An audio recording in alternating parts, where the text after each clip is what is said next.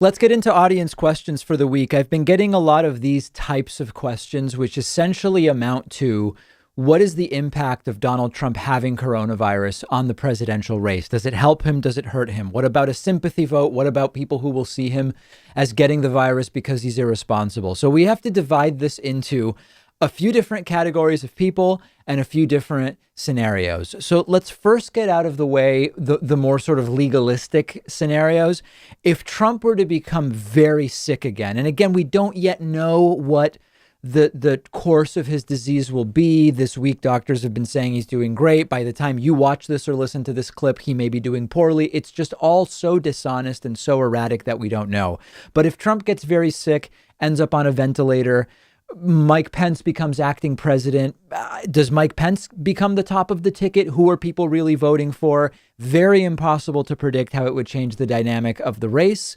But my guess would be that might almost help the Republican ticket in that the idea of a steadier person coming in Pence might be more appealing to some Republicans than reelecting Donald Trump. But it's very unpredictable. If Trump were to die before the election, we are in outlandish marginal territory, and who knows what would happen. But assuming that Donald Trump remains alive and it does not become incapacitated due to a resurgence of the virus, my instinct is that anybody who would vote based on whether their candidate gets the virus is already voting for Donald Trump. And what I mean by that is anybody who would say, well, if you get the virus, you're weak.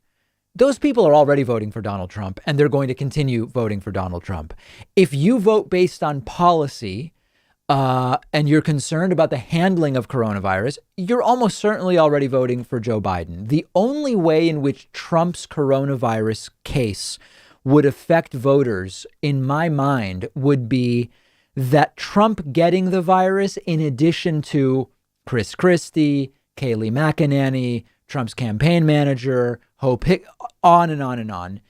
It is part of the story, not of individual contagion, but of the mishandling of coronavirus more broadly by this administration, that they've been so careless and reckless that while almost no prominent Democrats have become infected, all of these prominent Republicans, including people around Trump, it's the needle.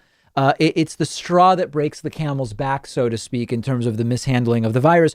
Those are people who might be inclined to vote for Biden or at least not for Trump as a result. But it's sort of like an indirect effect of Trump getting the virus.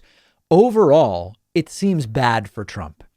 Although, again, it's all so erratic, but it seems as though Donald Trump plans to be at the second debate. It seems as though Donald Trump is relatively recovering, although much of it may be driven by steroids that he's on, which can create, feelings of euphoria or feeling great. It appears as though the post-debate, post-diagnosis polls we are getting are really, really bad for Donald Trump. And my bottom line assessment is it's not good for Trump. It may not be that bad, but the coronavirus episode is not good for Trump.